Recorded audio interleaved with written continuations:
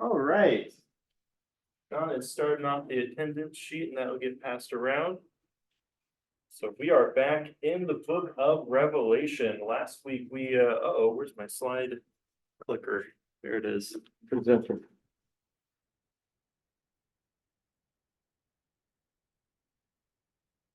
Help if I turned it on. There we go. All right. So last week we talked about chapter 12, the woman, the child, and the dragon, that vision that John sees of a woman giving birth to a male child, and the great red dragon that represents Satan being ready to devour the child. But right after the child is born, the devil does not get the opportunity. Instead, the child is caught up to the throne of God, and then the dragon got kicked out of heaven, and now he's on the earth. So this is the same vision. It's chapters 12 and 13 are continuous. This is the same vision, and the dragon is now going to, there we go, make war on the rest of the woman's offspring, and this is how he plans to do it, is what John is getting at. So he stood on the sand of the sea. This text is a little small. So maybe a young volunteer who has good eyesight. Could you read that for us? Sorry for this out. Oh, James got it. And I saw a beast rising out of the sea with 10 horns and 7 heads, and 10 diadems on its horns, and blasphemous names on its heads. And the beast that I saw was like a leopard. Its feet were like a bear's, and its mouth was like a lion's mouth. And the dragon gave it his power and his throne and great authority. One of its heads seemed to have a mortal wound, and its mortal wound was healed. And the whole earth marveled as they followed the beast, and they worshipped the dragon, for he had given his authority to the beast, and they worshipped the beast, saying, who is like the beast, and who can fight against it? And the beast was given a mouth uttering haunting and blasphemous words, and it was allowed to exercise authority for 42 months. It opened its mouth to utter blasphemies against God, to blaspheme his name and tabernacle. This is those who dwell in heaven. Also, it was allowed to make war on the saints and to conquer them. The authority was given it to every tribe and people and language and nation, and all of who dwell on earth will worship it. Everyone whose name has not been written before the foundation of the world in the book of life of the Lamb who is slain. If anyone has an ear to, let him hear. If anyone is to be taken captive, the captivity he goes. If anyone is to be slain with the sword, which with the sword must be be slain. Here is a call for the endurance and faith of the saints. All right, so the dragon goes to the shore of the sea, and he summons this beast rising out of the ocean.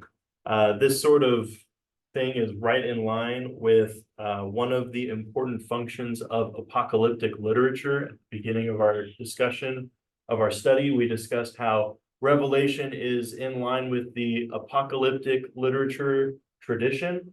And one of the functions in that is to explain the origin of evil in the world.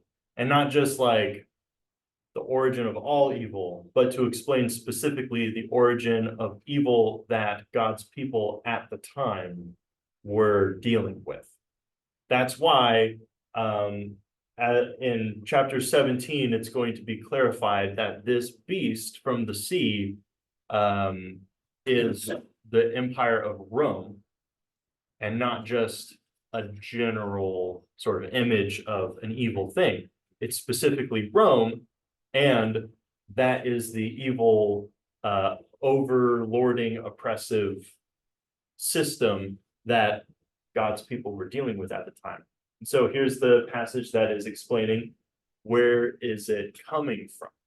And the answer is the dragon, Satan, is pulling the strings, getting evil regimes like this beast to rise to power and make life extremely hard for God's people. Because the dragon's trying to destroy God's people. So the beast has 7 heads with 10 horns and 10 crowns or diadems and blasphemous names on its forehead. On its foreheads? On its heads? Yes, on its heads. So,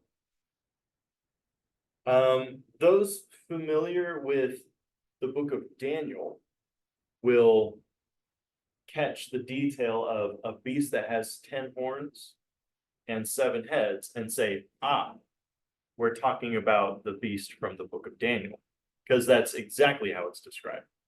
That it has 10 horns, 7 heads, and so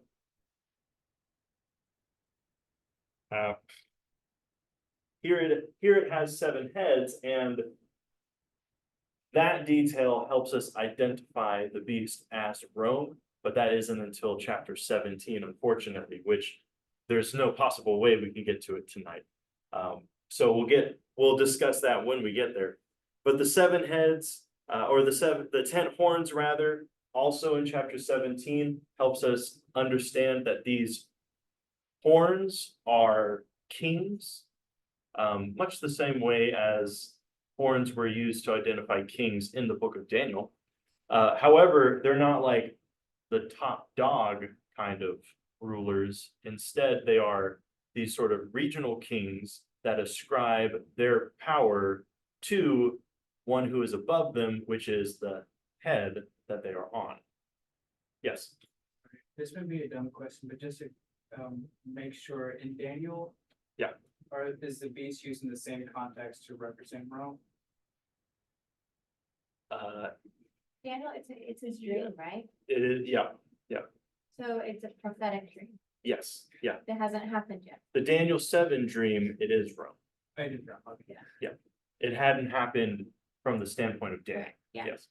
Yeah, so yes, in the Daniel 7 prophecy where this beast comes from, it is Rome. Yeah, there are lots of visions in the book of Daniel, and the beast being like specifically focused on changes. So in one vision, it's identified as Rome. In another vision, it's specifically the Greeks after Alexander's death, and so that gets kind of hard to keep track of. But for this one, Daniel 7, it is Rome in there. So the heads, chapter 17 clarifies it, are the Caesars, the emperors, the rulers of the nation the beast represents. And then those horns are regional rulers, because that's how Rome did it. Rome was a nation made of many nations. It was an empire. And so they would still have regional rulers in place who were called kings. However, the emperor was never called a king. Rome actually had a thing about not wanting their emperor to be called the king of Rome. Since you brought it up, then they treat him like he was a god. They did. They deified their emperor. Yeah. And that is what is being talked about here, that like people worship the beast because people really did worship Rome and worship the emperor, both worshiping Rome, the empire, and worshiping the emperor, whoever it was at the time. They had the cult of Roma, and they also had the imperial cult, which was dedicated to worshiping the emperor and making sure that every citizen did it too. And if you neglected to perform the proper religious rites to the emperor, you were now well, you didn't necessarily get executed right away, but now you were like being investigated by the secret police, pretty much.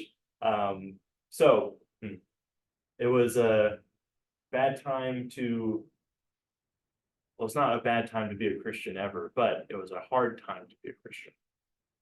So. It goes on, this beast is described with characteristics like. It was like a leopard, its feet were like a bear's, and its mouth was like a lion. Those three animals are used in the book of Daniel to describe.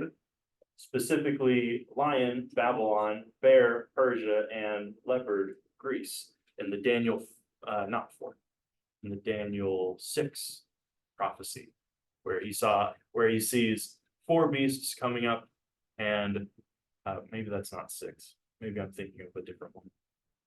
He sees 4 beasts coming up, and the first 3 are these specific animals, and then the 4th doesn't get an animal description, only that it was exceedingly more terrifying than the first 3. And so we get this beast appearing with with the characteristics of that 4th beast, horns and the heads, and also it being this sort of amalgamation of all of the terrible empires that came before it.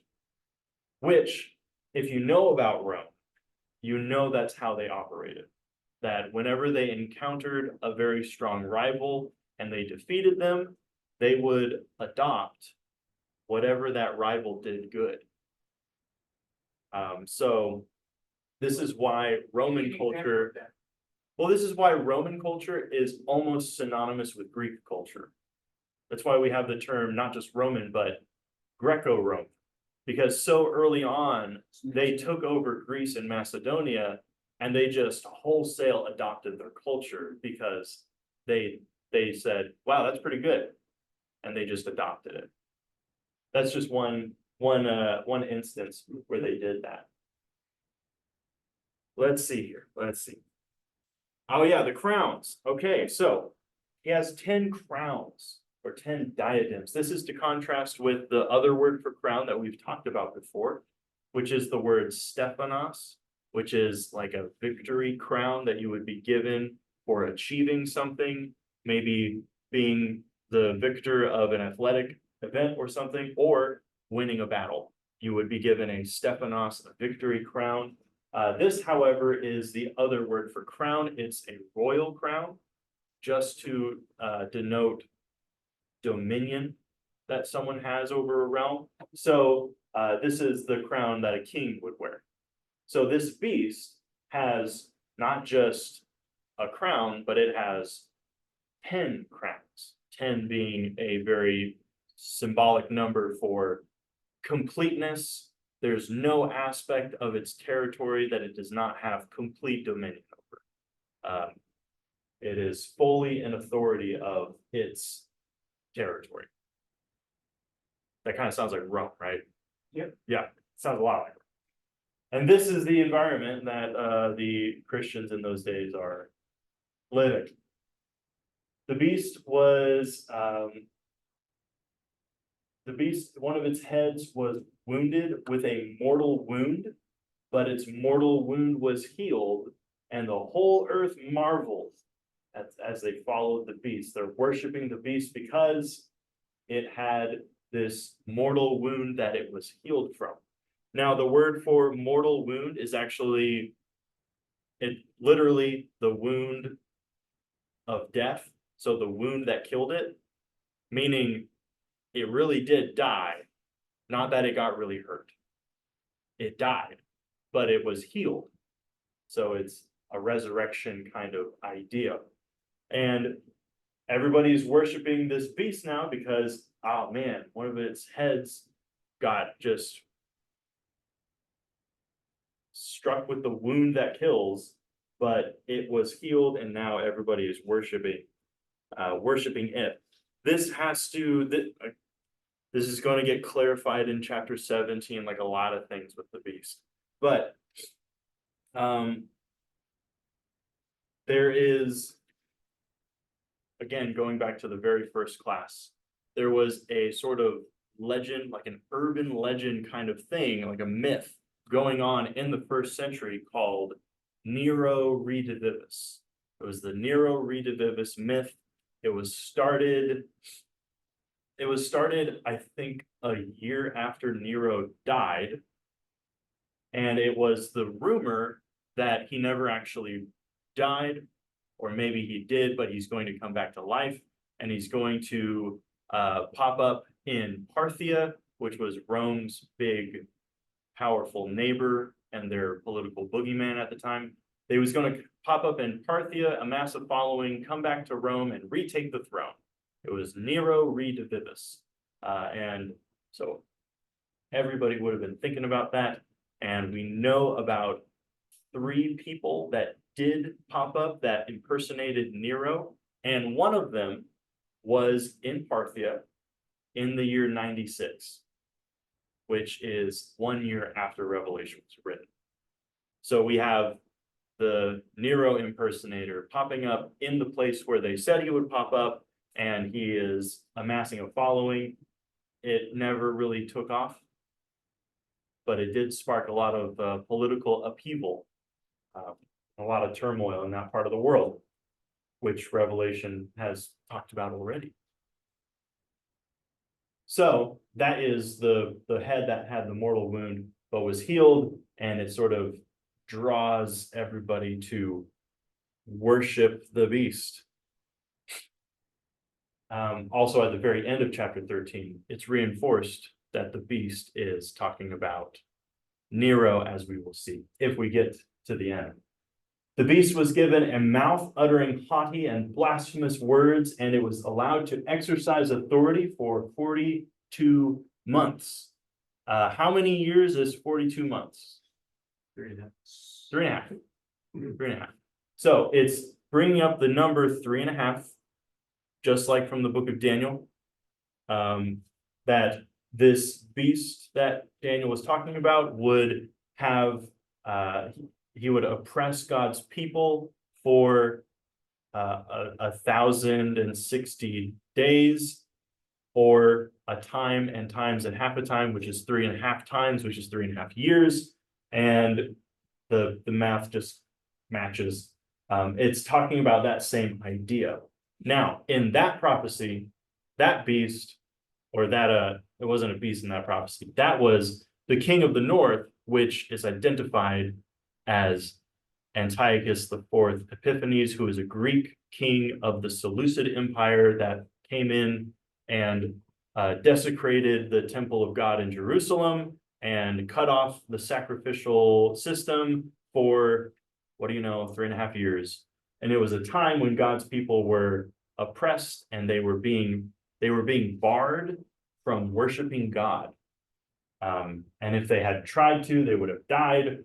And it's pulling on the same motif. It's pulling on the same image as that.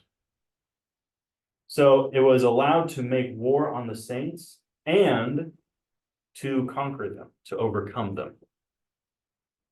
The dragon is trying to overcome the offspring of the woman, right? The dragon is trying to overcome the saints. He uses the beast to accomplish it. Uses the beast to overcome them. But here at the very end here, if anyone has an ear, let him hear. That's like Jesus's tagline, right? He used that extensively in the Gospels. If anyone has an ear, let him hear. If anyone is to be taken captive, to captivity he goes. If anyone is to be slain with the sword he must be slain. This is a call for the endurance and faith of saints. Essentially saying, you are going to go through this. However, this is a matter of endurance and faith, of enduring it and trusting in God. You are not going to be defeated by the beast killing you, but this is a matter of patience and faith. That's one of those sort of like, when Jesus was on the earth, some of the things that he said, people said, this is a very hard saying. Like, this is not something we want to hear. We don't want to hear the message, you're going to go through persecutions. but your responsibility is to endure through it. What we want to hear is God will protect you from persecutions, right?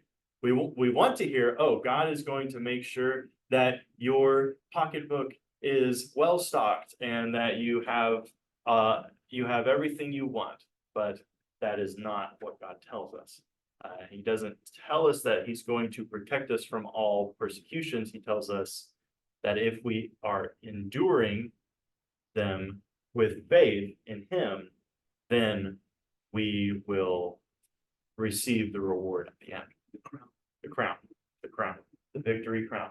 Any questions about this section before we go to the next slide? Yeah, is there any, like, can this relate to the serpent that was bruised and Oh, yeah, it is, right? yeah, the That, dragon, was. that's the dragon, the dragon. He's identified as the ancient serpent, Mm-hmm. the ancient serpent. There's only one serpent as ancient as, Right, you know, right. yeah, The one that was bruised and, he bruised the heel, her heel. Yeah. And she bruised his head. oh, no, his, His, right, yeah, right, his. Right. The offspring of the woman, right, Bruised right, his- right, his, and right. he bruised the The serpent's head, head. right. Yeah, Sure. and last time we talked about how the word for dragon is not like any special word for a particular mythical creature. Mhm. It is the word for a large snake. Which the Romans, during their extensive exploration around the known world, they encountered large snakes. Yeah, And they called them that. right. They called them that. Dracon. He knows. So, who wants to read The Beast from the Earth, second beast? I'll give it a shot. Then I saw another beast rising out of the earth. It had two horns like a lamb, and it was speaking like the dragon. It exercises all authority of the first beast on its behalf, and makes the earth and its inhabitants worship the first beast, whose mortal wound was healed. It performs great signs, even making fire come down from heaven to earth in front of people. And by the signs that it is allowed to work in the presence of the beast, it deceives those who dwell on earth, telling them to make an image for the beast that was wounded by the sword and yet lived. And it was allowed to give breath to the image of the beast, so that the image of the beast might even speak and might cause those who would not worship the image of the beast to be slain. Also, it causes all, both small and great, both rich and poor, both free and slave, to be marked on the right hand or the forehead, so that no one can buy or sell unless he has the mark, that is the name of the beast or the number of its name. This calls for wisdom. Let the one who has understanding calculate the number of the beast, for it is the number of a man, and his number is 616 over 666. That's an or. Or Or 666. 616 or 666. Yeah, I was hoping we'd get to this part. Okay, so the second beast, the beast looks like a lamb, but it speaks like the dragon. What do we think of? Wolf What's in a sheep's clothing. wolf in sheep's clothing? So we have this beast who appears to be a lamb. A lamb is connected with religious things. A lamb is innocent. A lamb appears harmless, but underneath it all, what's going on? And I'll also note, it's not speaking like a dragon. It is speaking like the dragon. Mhm. So it is this beast is this religiously connected thing But the one who is supplying all of its words is the dragon, See, is Satan. It has all the authority of the first beast behind it. If the first beast is the Empire of Rome, namely the emperor, then it has all of the emperor's authority behind it. There's not a whole lot of things in the empire that could say that. But the imperial cult that was enforcing worshiping the emperor had his authority behind it. Because if you were the emperor, why would you not invest all of your authority into that? Because it's deifying yourself, right? So, obviously it makes all the inhabitants of the earth worship the beast. It performs great signs. This is something that, if you're thinking of this as something that will literally happen, then this is troubling on a level that like the imperial cult would not be as troubling. This, you would think this is some sort of figure who is actually doing miracles. Now, he is working these signs to, what does he do to people with these signs? Deceive. Okay, so these signs. Some people are worried, oh man, was whoever this beast was working miracles, like miracles, how Jesus worked miracles? He's lying. see, He or they are lying.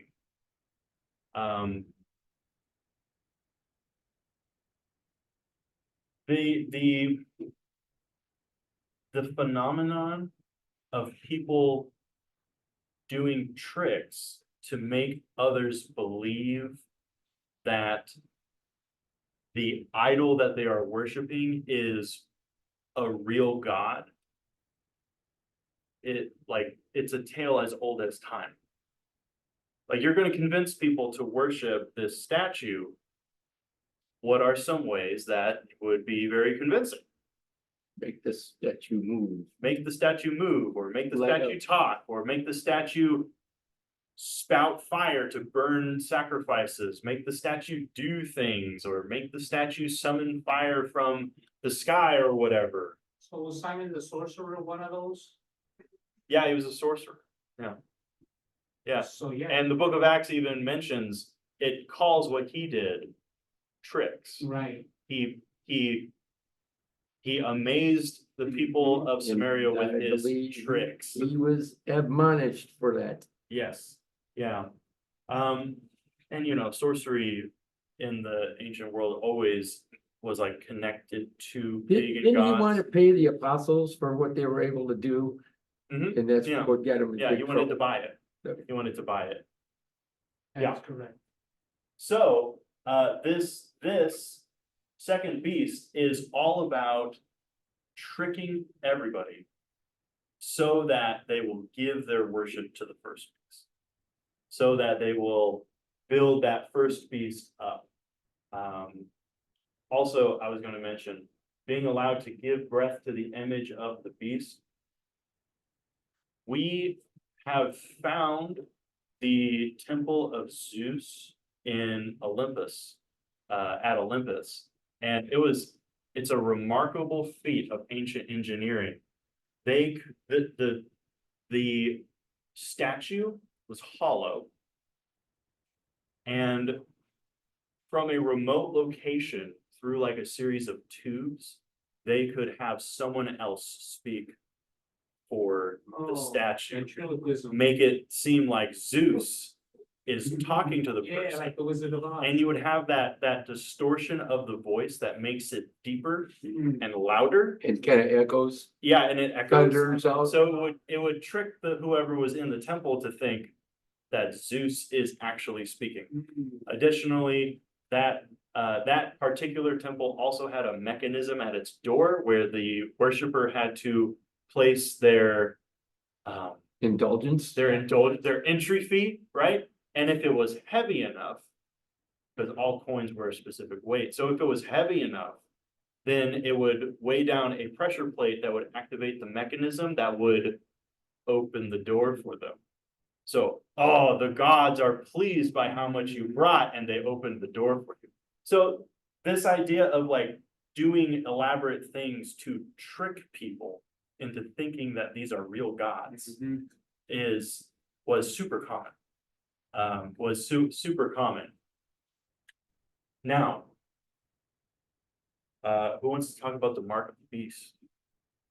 This is like the part of Revelation that everybody wants to talk about. The mark of the beast. So, it causes all, both small and great, rich and poor, free and slave, to be marked on their right hand or on their forehead.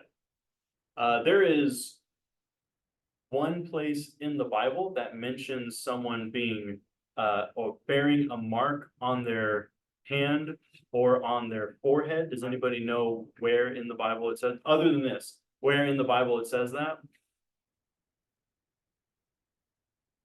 Hear, O Israel, the Lord is your God, the Lord is one. You shall love the Lord your God with all of your heart and all of your soul and all of your Strength. Let me see. Deuteronomy chapter 6. I wish I put a bookmark in there. There we go. Wear it on his arm and on his foot. Yeah, They strap it on. they strapped it on their arm and their forehead. You shall teach them, oh yeah, you shall bind them, verse 8, Deuteronomy 6, verse 8. You shall bind them as a sign on your hand, and they shall be as frontlets between your eyes. So this is the Shema, which, like the beginning that I quoted, is a declaration of loyalty to God. And it's That- practiced now. And it's practiced now, yes, centuries later. Yes. That it is a declaration of loyalty to the Lord as your God. And they were told, you will bind it on your hand and you will bind it on your forehead. Is that the little box? Yes. Yeah, it's the little box that they do, Yes. yeah, yep. Yep, frontlets between their eyes. Now, there was also That keeps scripture in the little box, right? they keep scripture in the little box, yep. There was also a practice in the Roman Empire at the time where you would have these religious festivals. A person's religion was a public matter. You know, one's religious beliefs were not private in those days, neither were they separated from your political stance, right? It was all very intertwined. So they had these religious festivals, and in order to gain admittance to the festival, you had to first perform the proper religious rituals. It was the way that they ensured that everyone did it. And just like how, like, if you ever took a kid to Chuck E. Cheese, they give you a stamp in case you have to go out to your car, so you can come back in without having to go through the whole rigmarole again, because you can say, I got the stamp. That is what they did. They would give a mark.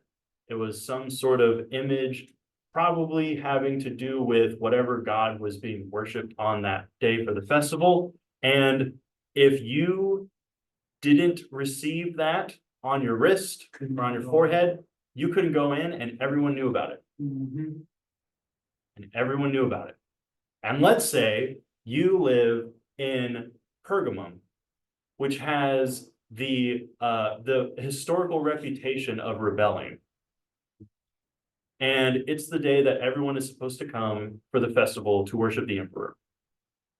And you don't do it because you're a Christian. You don't do it. What do you look like? You look like a rebel.